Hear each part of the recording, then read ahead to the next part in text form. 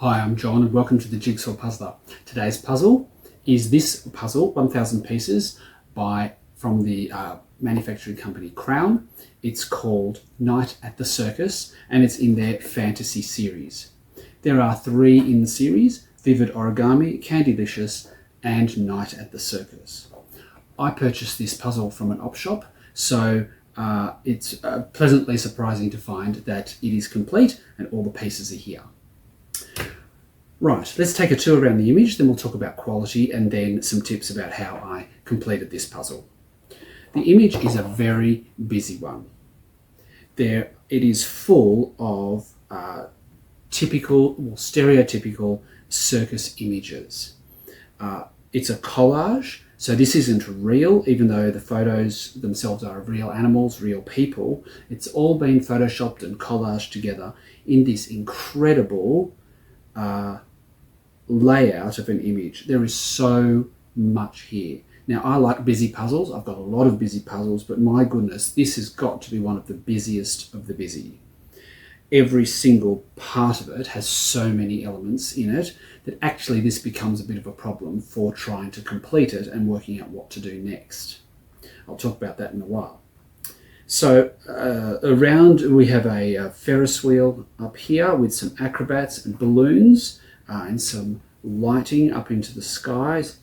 We have a ride here of some sort, one of those sudden drop fairground rides. We have some traditional circus caravans. There's a camel, there's a giraffe, there is a human cannonball, there is a zebra, there's a clown, there's a dog jumping through a hoop, there are some pandas, popcorn, there's an old-fashioned gramophone, some penguins performing with balls, there are a performing seal, there's a polar bear, there's a lion, there's the ringmaster or a member of the band with a giant brass instrument, euphonium or such, there's a tiger, there's a dancing stallion in the middle, there's a giant circus tent here, there's a lemur on the top of the tent and a chimpanzee on a swing, trapeze style swing above it. There are 2 kangaroos in front of this huge round lit up firework, I expect, and lots of fireworks over here. There's an elephant. There is a girl dressed in a very fancy costume sitting on the trunk of the elephant. Another one here riding a dancing stallion.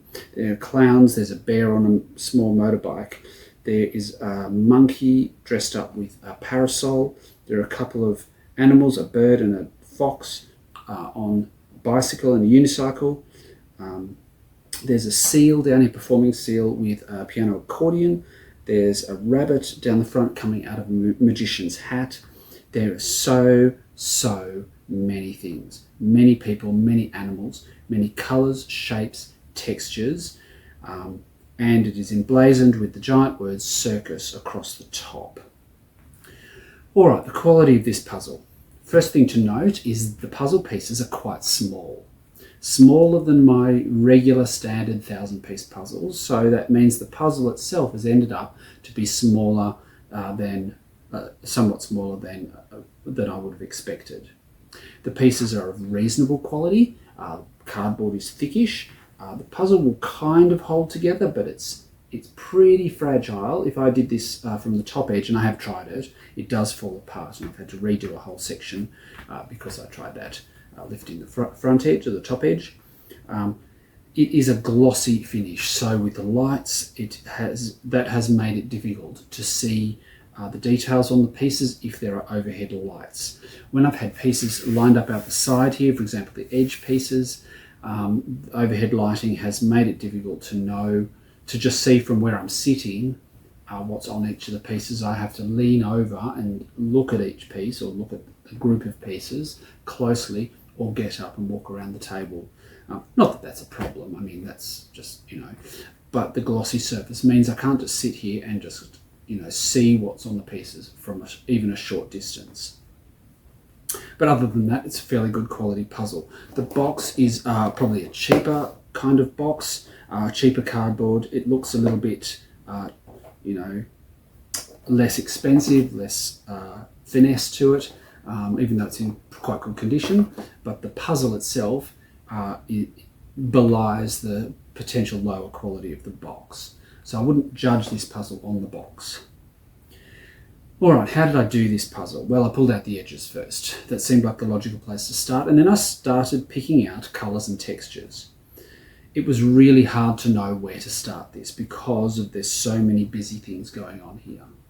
Every time I thought that I'm going to pick out this and this colour or texture or pattern, I'd see some other things and I'd end up adding all these piles on the puzzle. And if you look at the time lapse, you'll see that that's just what happened. While I was pulling the edge pieces out, I was pulling the giraffe out, the zebra, the big top circus tent, the writing at the front here with the circus in lights, the Ferris wheel, parts of this firework in the background.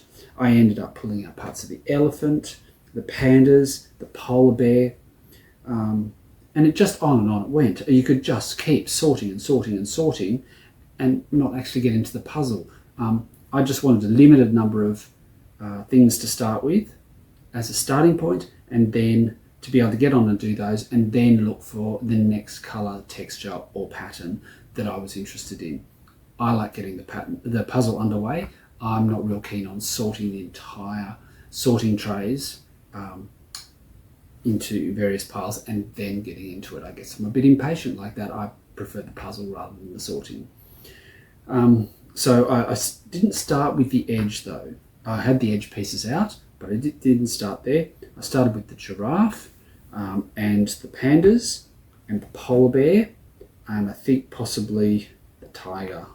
Then I moved on to the big top tent and the circus, the words on the front here and the stars. Then some of those things, the zebra, the pandas, had edge pieces to them. Then I thought, well, we can probably start piecing the edge together. And I got that together except for one piece. It was just one piece I couldn't find in the edge. I'm amazed that it took me almost till the very end of the puzzle to actually find that one edge piece. Obviously, I had some sort of blind spot when I'm looking in the puzzle trays, looking for the various pieces and patterns and things that I simply didn't see an edge piece there, even when there were relatively few pieces left. And I was thinking to myself, well, there's going to be one piece missing. It's going to be an edge piece. And that's what you get for a second-hand puzzle. Lo and behold, it turned up in the sorting trays, and here we have a complete puzzle. There are lots of patterns and things for matching here. This is not a hard puzzle, and I didn't have to refer to the box lid for the picture a large amount. There were some things that I picked up that I wasn't sure. I hadn't seen that pattern before, and I looked for where it appeared on the puzzle. As I say, because it's so busy, there are so many things crammed into this image, it's hard for your eyes to take it all in and to focus on seeing everything that there is. So, for example, there are two guitars here, one here and one here. But when I found those in the box, I thought, well, I don't know where the guitars are. So I looked for that on the puzzle lid. But generally, I was able to put most of it together without reference to the image. The only other thing I used the image for was sort of approximate placement. Where was the zebra in relation to the giraffe? Where was the elephant in relation to the bear on the motorbike?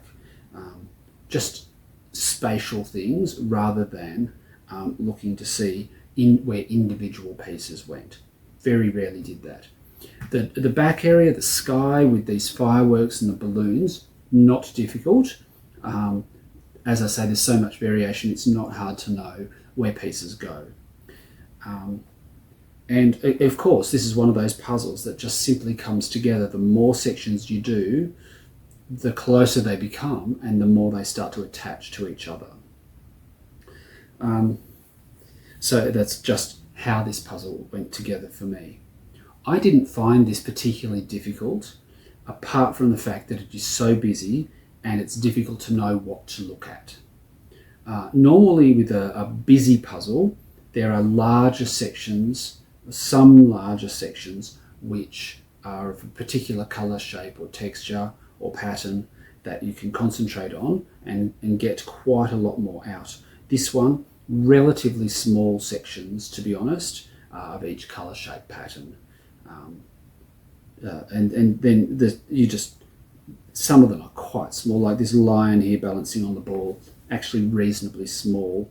There's a girl here who's perhaps a trapeze artist or something like that.